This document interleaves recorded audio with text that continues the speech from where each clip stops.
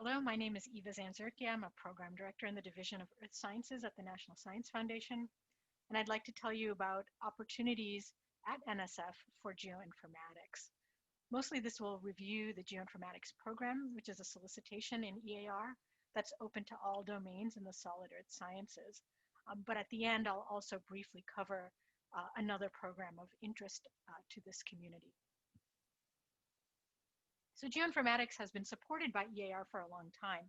In 2006, it was a track within the Instrumentation and Facilities Program and became its own solicitation in 2011. In 2017, this solicitation was put on hiatus to update and reassess it in light of new programs at NSF and the general state of cyber infrastructure. This all led in 2019 to a renewed call. Geoinformatics and cyber infrastructure are mostly used interchangeably in EAR. The scope of cyber infrastructure is broader and includes hardware, networking, and computational aspects that go beyond geoinformatics. The focus of geoinformatics is access to data and resources to discover, manage, analyze, integrate, and reuse data, as well as new approaches and tools for modeling, visualization, and other research software to advance science and education. So what I'll note about the solicitation is that we're expecting a new program director to arrive shortly who will be responsible for geoinformatics and other cyber infrastructure issues. And also that there aren't many changes to the solicitation since its last due date. Finally, I'll note that the program budget is about $4.8 million per year. And this, of course, is pending the availability of funds at the foundation and within the division. So EAR has a broad range of means to support geoinformatics of interest to the earth sciences. And this spectrum here kind of represents roughly the life cycle of creation, development, and broader adoption of software and data tools. So initially what we see here on the left is that small scale software and tools resulting from research in a science award are generally supported out of the core programs and are outside the scope of geoinformatics. But this is where the first idea for many resources develop.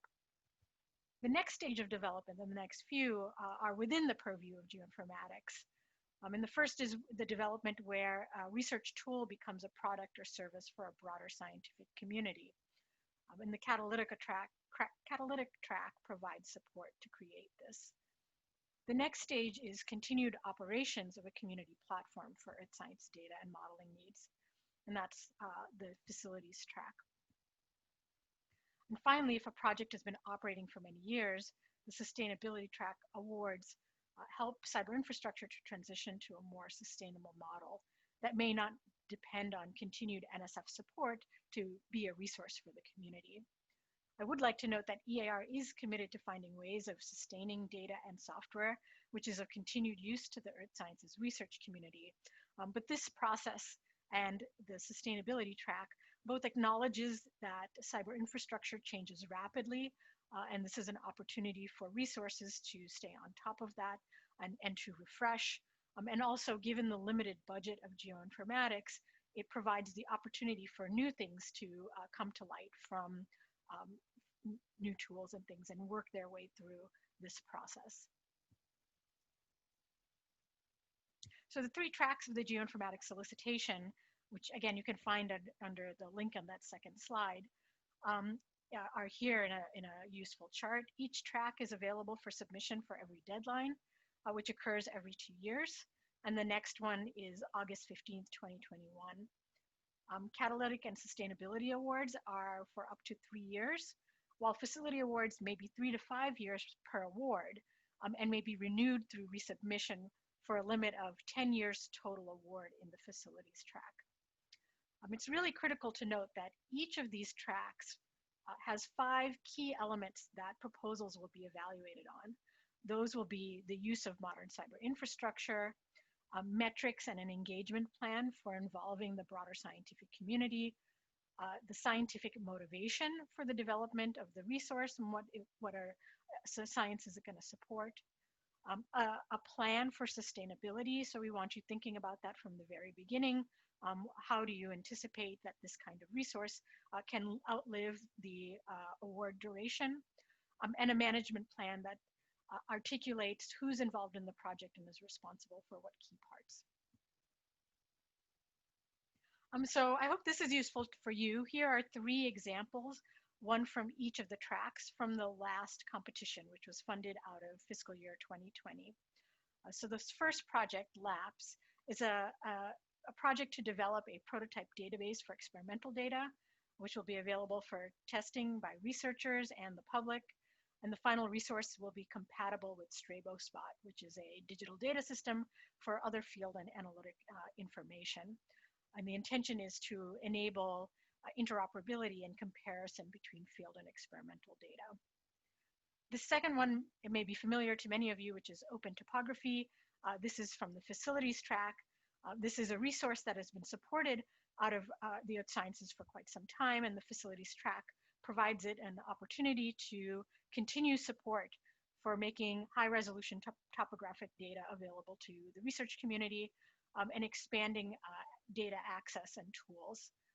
This project will strengthen interoperability and the use of cloud and other HPC resources and develop computational notebooks and workflow solutions for the community.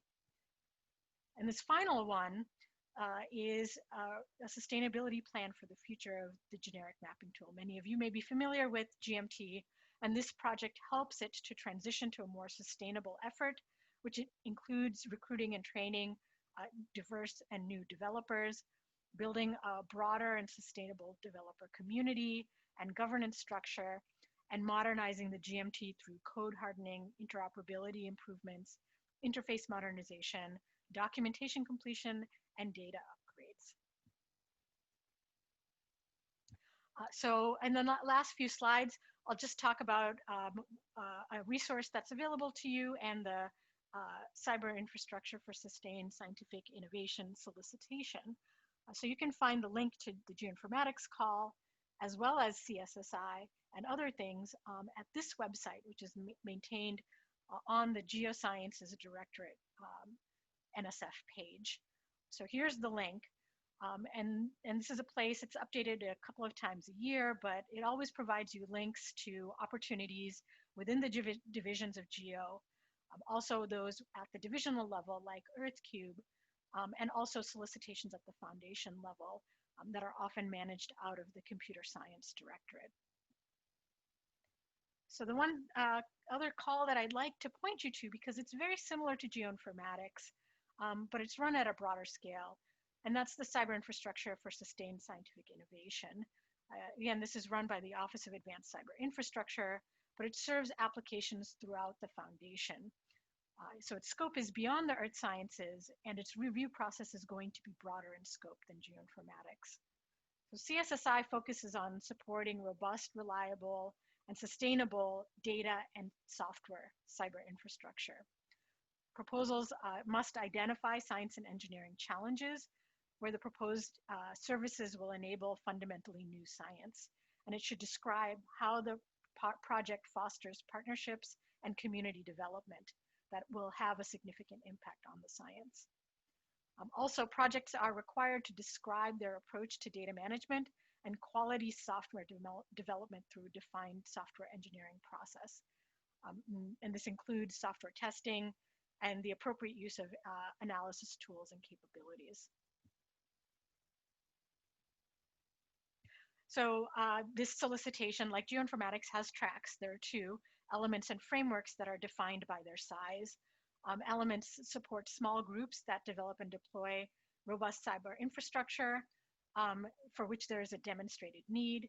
And framework implementations, again, these are larger, up to $5 million or $1 million a year for 5 years, target larger interdisciplinary teams organized around the development of common software and data infrastructure.